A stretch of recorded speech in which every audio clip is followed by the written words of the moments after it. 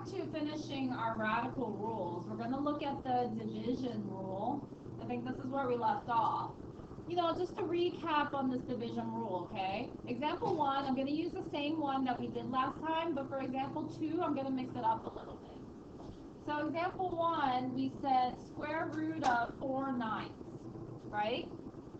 4 over 9, you can't simplify anymore, so I can split this up and say square root of 4 over the square root of 9. What's the square root of 4? 2.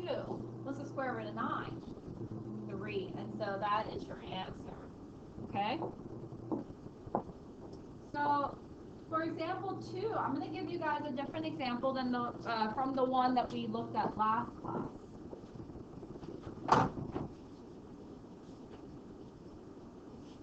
What if I had something where it was split up like this?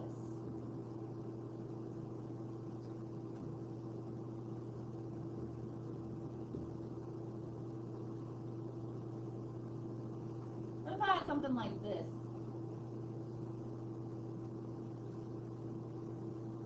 So right here I have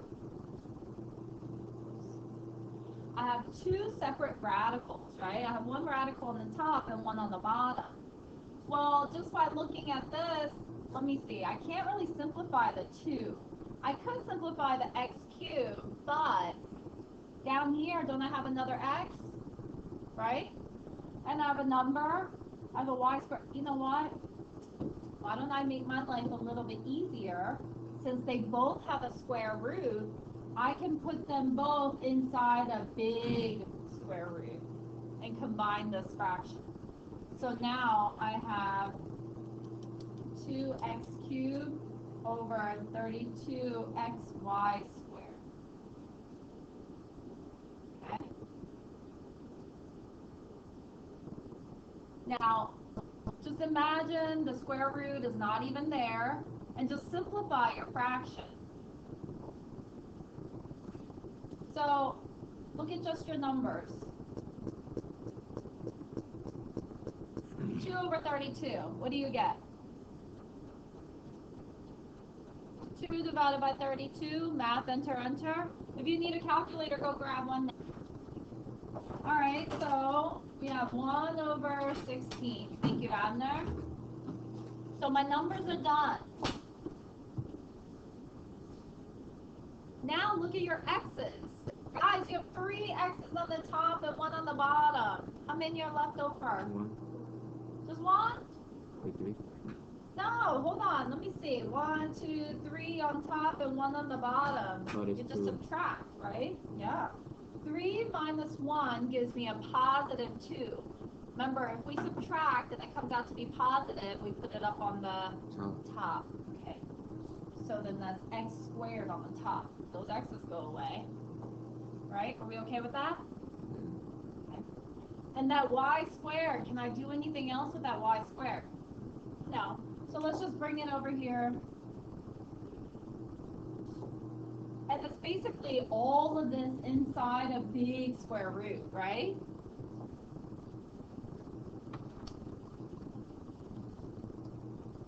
Now, I simplified this fraction as much as I could. So, what I can do now to simplify the whole thing is now I can separate it again. Okay? Want me to wait a few seconds? Yeah. Alright, so then that means up on top we have, do I need to write the 1? No. No. I say the square root of x squared over the square root of 16y squared.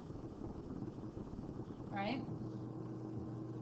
And then now it makes it a lot easier to simplify this down. Well, it makes it a lot easier to look at, right?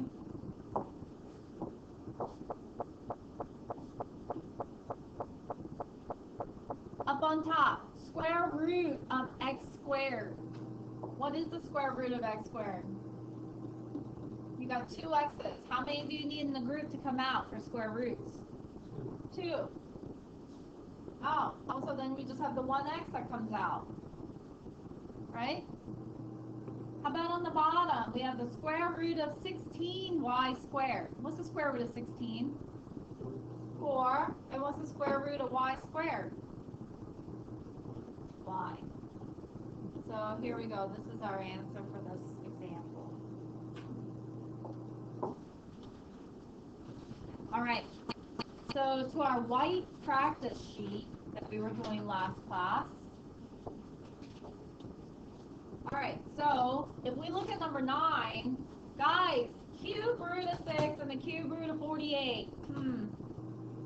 Just like this, can't really do much, right? But since they both have a cube root, can't I just combine these into one big cube root and then say 6 over 48? Yeah. And then after, can I simplify this fraction? 6 over 48? 1 over 8. Okay. Perfect. Because that's what I want. I want to see if I can get my fractions down, make it smaller, all right, and easier to simplify. But not much of the 6 over 48 in the radical of the Yeah, but don't put the whole thing inside the cube root yet. We're doing just the fraction. I got it. Yeah, I mean you do because this one comes out to be a nice pretty answer. But what if you still need a radical? You know what I mean? Then you would get a decimal. All right, so we have the cube root of 1/8. Well, now that we simplify the fraction, I can split up the radicals again, right? Separate them. So up on top, cube root of 1 gets its own. And on the bottom, cube root of 8 gets its own.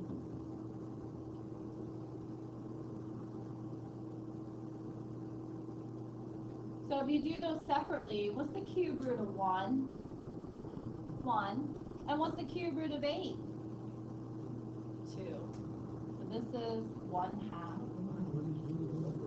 Wow, that is a win.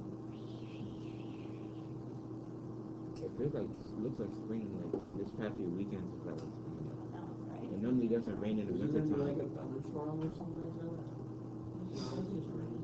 This thing is just raining in winter though, like it doesn't really rain. All right, so let's look at number 10. So number 10, I have the cube root. Okay, I have a fraction inside my big cube root. So just the numbers, put in your calculator and see if you can simplify down those numbers for me. 343 divided by 27. Math enter. I got 49. Huh? I got 49. 343 divided by 7. 27. Oh. All right. So you should get the same. You can't simplify that down. Do you have any x's on the bottom to combine with your x to the 5th? No. Do you have any y's on the bottom to y's on the top to combine with your y on the bottom? No. So as of right now, there's not much I can do. So you know what? I'm going to separate them. So up on top, cube root 343 x to the 5th. And then the same thing on the bottom. Cube root 27 y to the 9th. Well, both of those things separately simplify. Yeah. And that's why we separate them. Because sometimes you can do more if it's separated, and sometimes you can do more if they're combined. Okay? So, okay, then let's start with the top. What is the cube root of 343? 7. Okay, 7.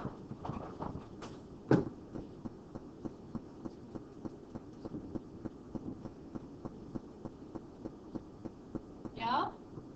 Now let's look at the x's, guys. How many x's do you have inside on the top? 5. Okay, so you have 1, 2, 3, 4, 5. For cube roots, how many do you need in a group to come out? 3.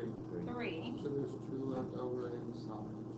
Yeah, so 1 comes out, and then 2 left over inside. So make sure you put the little cube root of x squared, okay? Good, you guys are doing a great job. Now I'm done with the top, so I'm going to go down here to the bottom. Cube root of 27. So it would be 3, 1, y. Hold on. Let's take it one thing at a time, though. I want to make sure everyone is with us. Uh-oh.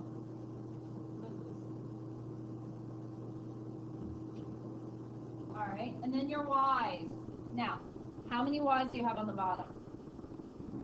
Oh, you can pull, 9. you can pull three pairs of y out 3 times. So you have 3 groups of y from 9 y's, right? Yeah. Does everyone agree? Okay. Thank you, Tom. All right, so that now this is done. Because you can't simplify 7 over 3. You can't simplify the x and the y, and then you have just your radicals, okay? Are we okay with this? You divide it by 9, up by 3. Yeah, basically. Because remember, power over root, the power on the y is 9. What's your root? 3. Yeah, so 9 divided by 3 gives you, okay? So can you like always split them apart? Yeah. If There are like some times where you have to keep them together. I mean, you can keep it together if it helps you better that way. But I like splitting them apart. But you need to at least split it apart later because you have to simplify your radical completely. Okay? Alright, so I want you guys to go to your homework. Let's look at our homework here. What was one of the problems that I said, try if you want to? Then 12, right? You know what? 11 and 12. Those are good. Okay, so let's look at number 11 together, okay? Number 11, I have the square root of x to the 12th, y to the 5th, divided by the square root of x to the 5th. So if you look at this, they both have a square root on the top and on the bottom, in the numerator and the denominator, right? But if I look, when I just go to scan this whole thing, I see that there's an x on the top and an x on the bottom, yeah? So, maybe it'll make a little bit more sense for me to join these two together into one big fraction inside a big square root, yes? So, I'm going to put x to the 12th, y to the 5th, divided by x to the 5th, yeah? So now I can look at my x's and simplify. Are you on the homework? So if I have 12 x's on the top and 5 on the bottom, what's 12 minus 5? 7. Positive? So where does this go? Top. Okay. So then this is square root of, you said 7. And then the y stay on the top. Oh my goodness, so do we even have a fraction anymore? No. I erase my fraction line, and you know what? I can make this square root just a little bit smaller. For sure. Are we okay with that? Yeah. So that's the answer. No, you can simplify. If you have 7 x's inside, how many groups of 2 can you make? 3. Right? You have 1, 2, 3, 4, 5, 6, 7. Yeah? You can make 1, 2, 3 groups of 2 with 1 left over. 1 left over, yeah? How many y's do you have inside? Or 5. Okay. So 1, 2, 3, 4, 5. How many groups of 2? 2, and then go 1 left over. So y squared, and then the 1 left over. And I'm silly. I drew the fraction line again. Don't need the fraction. Okay. So here we go. This is my final answer. Okay? Questions about that? A little bit easier now? All right. So let's try the next one then, number 12. So I have the 4th root of 512 over 81. So So first off, guys, you have all numbers. The first thing I would do is put it into the calculator. Put in 512 divided by 81. Don't worry about the fourth root. Just do 512 divided by 81 and see if that can be simplified.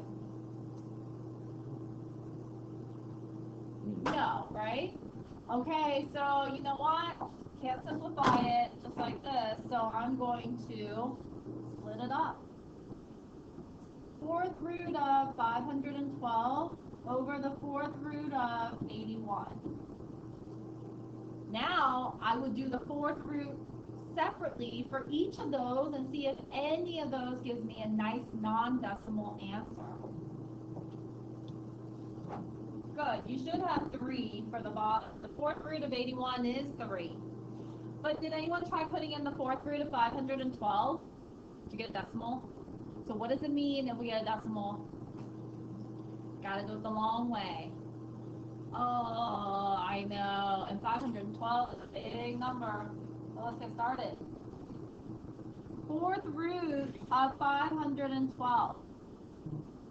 2 times what? 256. 2 times 256. Okay, since this is a fourth root, I'm looking for groups of 4, yes? Okay, let's keep breaking this down. 256 is what times what? 2 times 128.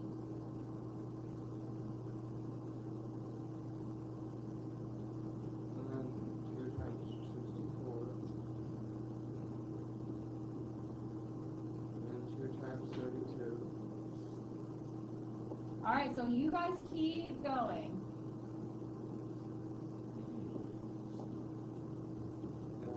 You know, for the 64, I think I'm going to do 8 times 8. Yeah. Alright, because 8 times 8 is 64, right? If you did it the other way, that's fine. We should still get the same numbers. And then, I have these 3 2's here. Think about each of those 8's. What if I just wanted to take a quick shortcut? 8 is what times what? 2 times 4. So I have 1 2 there. But the 4 has how many 2's? 2 and 2, right? So 8 has how many 2's altogether? 3. Does that make sense? 8 is 4 times 2. 4 is 2 times 2. So 8 is really 3 2's. Does that make sense? Yeah. That makes sense in that way. So you can make it it makes into sense twos. like in just like Yeah, it makes sense. Yeah, because look, guys, 2 cubed. 2 cubed equals 8, right? That means you got 3 2's. So for each of these 8's, I'm just going to take a shortcut. I'm going to go 2 2 2. For that 8 and for this 8 is 2 2 2. Does that make sense? All right, so then I just took a little shortcut. So I need groups of 4. 1 2 3 4. 1 2 3 4. And 1 left over. So 2 comes out, another 2 comes out, and then we have 2 inside. That make sense? Yeah. So this would be 4 fourth root 2 over 3. And 4 over 3 I would try to simplify because it's the outside numbers. The 4 over 3 I can't, right? By the way, this is wrong on my key. But I'm gonna fix it. I'll put a fixed version up on Blackboard. Alright, so let's go back to our purple sheets and we're gonna talk about the last rule. Rationalizing denominators. Abner, you're gonna love this one. This one's my favorite. You still with me? So this one is actually really cool, okay? The thing is, you know, when we rationalize denominators, it's because we have a square root in the denominator on the bottom. We don't want square roots on the bottom, okay? That's like having negative exponents. We don't want that. We can't change it, all right? And the way you change it is, if you have something like 1 over the square root of x, you need to multiply by everything that's inside the square root, with the square root. Multiply by the square root on the top, divided by the bottom. Okay? And then you just follow your same multiplication rules for radicals. Outside times outside, inside times inside. So this is really just like 1 root x, right? And inside times inside, well, what's x times x?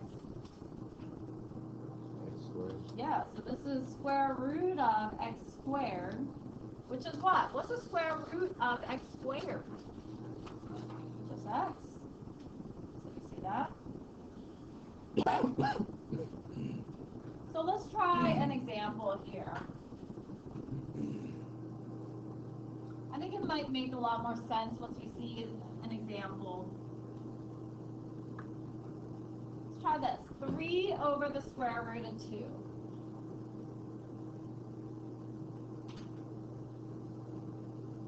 And guys, we're only doing this for square roots. Okay, you can do it for cube roots and fourth roots and stuff like that, but we're not doing it in algebra 2. I think they do that in honors.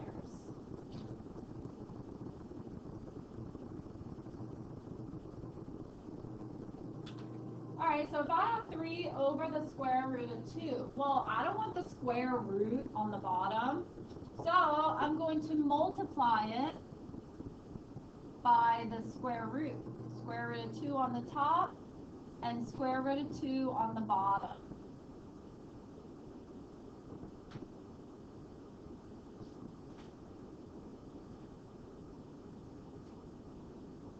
Okay, so outside times outside, inside times inside.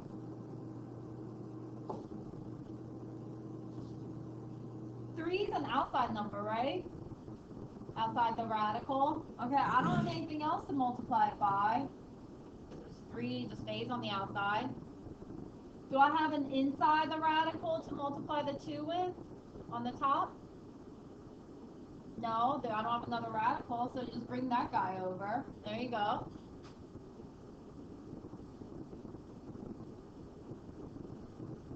But on the bottom, look at what I have. Look, those are both inside, right?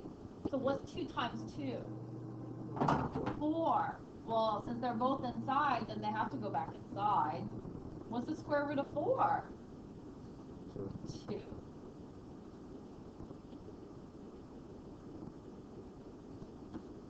Okay? So look, we got rid of that square root of 2. And what I would do is I would look at these outside numbers, see if I could simplify. I can't. So then that's my final answer. Does that make sense? How weird. That's kind of cool, isn't it? Yeah.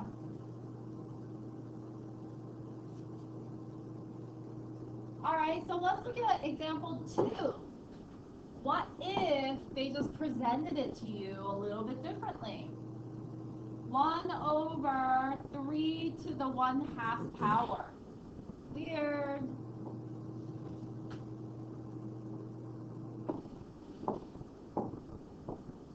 This is actually the same thing as example 1, except on the bottom they gave you a rational exponent.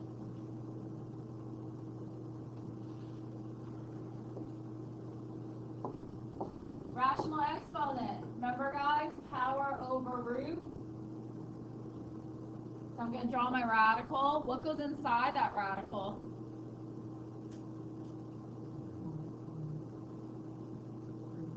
3. And what's the power on this 3?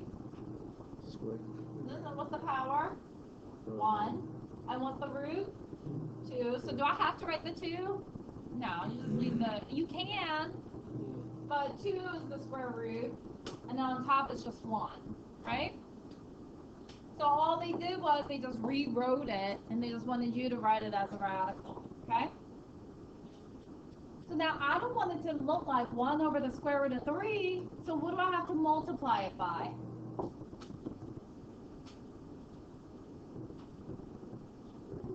Yeah, square root of 3, this guy. We don't want that, guys, so we're going to multiply it by square root of 3. Okay? So now, outside times outside, inside times inside. 1. Oh, that's the only outside one. Do I have to write 1? No. In the inside the radical, we only have square root of 3. There you go. You're not wrong if you say 1 root 3, but normally you won't see the 1, right? And what about these guys? Square root what? 9, which is 3. Did you notice? Square root 2 times square root 2 just became 2. Like it's the whatever it is inside the radical. If you multiply it by itself, drop your radical, and it's just whatever's in there. Okay? So like this one, square root of 3, we said is 3, because that's from square root of 9. Do you see that? So then that's it. Square root of 3 over 3. There you go. Done. Okay? Okay, so on the practice sheet, let's look at number 11. All right, I have 4 over the square root of 2z. You know, you could have more than one thing inside the square root. I don't have a square root around this 4, right? So I can't combine it the way I did with the division rule. So with this one, I just want to get rid of the square root on the bottom. Does that make sense? Do you guys see the difference? All right, so to do that, I'm going to multiply by the square root on the top and the square root on the bottom.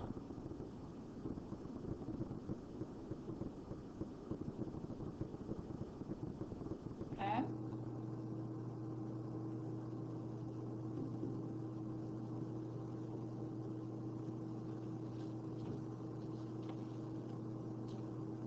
All right, so outside times outside, inside times inside. So the outside number that I have is 4, inside is 2z. And on the bottom, what do you have? 2 what? Z. Good, 2z. Because these guys are going to be square root of 4z squared, which is 2z. And Asher sees the pattern. He sees that if you multiply square root of something times the square root of itself, you knock out the square roots, and then it is what it is, right? Yeah. All right, so now with the outside, I'm going to simplify whatever I can. What's 4 over 2? 2 over 1. Yeah. So this is 2 over 1, or 1z, right? 2z. Now bring over your square root of 2z, and there you go.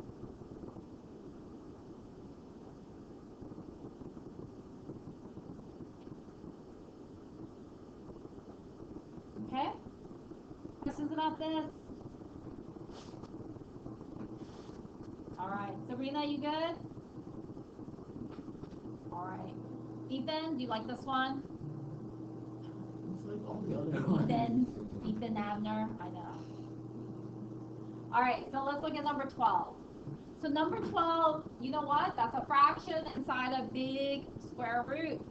Do 9 divided by 16 in your calculator. Tell me if that simplifies to anything. What? You got decimal? All right, well then, that means it doesn't simplify to anything. X squared on top and y on the bottom. I can't combine anything else. So, let's split this up, right? So then square root of 9x squared on the top, and then square root of 16y on the bottom, right?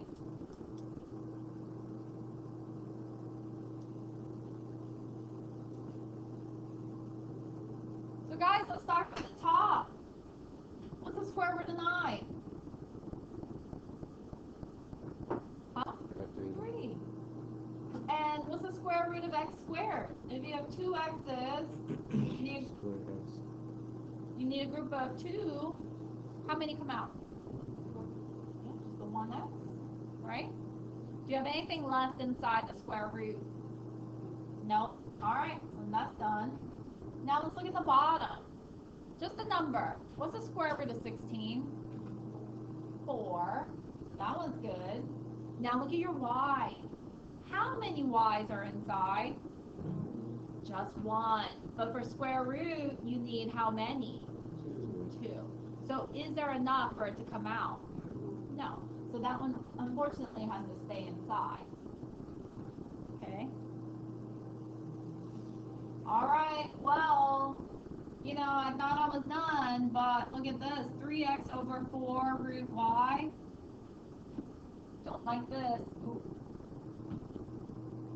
Don't like this one. I can't have a square root on the bottom, right? So, let's get rid of it. I need to multiply by the square root on the top and on the bottom. Okay? It's okay that there's a 4 next to it. The 4 is fine. We just want to get rid of that square root. Okay, cross the mountain. No, so, okay, let's see. Up on top, I have 3x root y. Do you agree? Okay. And then on the bottom, like I said, bring your 4 over.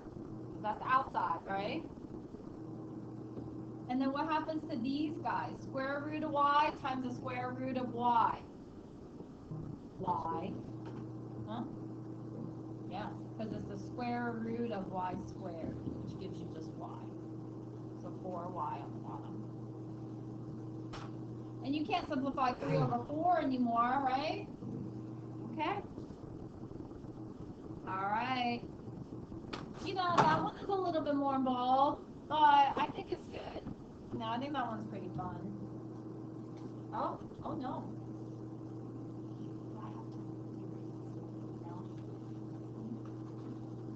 All right.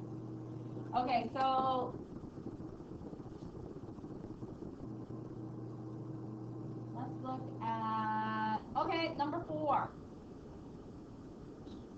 Okay, so number 4 on your homework, this is a rationalizing denominators problem, okay? Now you have 7 over square root of 5y. What am I going to multiply it by? Square root 5y, yeah? And then over square root of 5y, yeah? So then up on top, I have 7, which is on the outside, and then 5y, which is on the inside of the radical. And what goes down the bottom? 5y.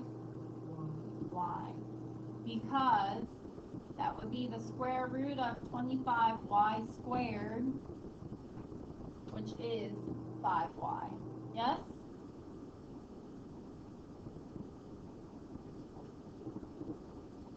Okay?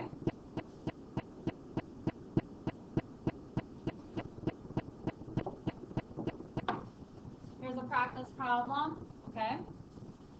X to the 12th over x to the 6th, all of that to the 1/3 power, right? So you know if you have an exponent on the top, you can distribute to everyone. Not on top, I mean outside of the parentheses, right? It gets distributed to everyone, it's like Oprah, right? So the 12 gets a 1/3 and the 6 gets a 1/3. But if you look at this, they're both x's. So you could do it this way, and you could say x to the 4th over x squared, right? Because you multiply those. And then that would give you, what is 4 minus 2? 2, and that's x squared, right? Or you could have done it another way. You could have simplified inside the parentheses first. Oh no.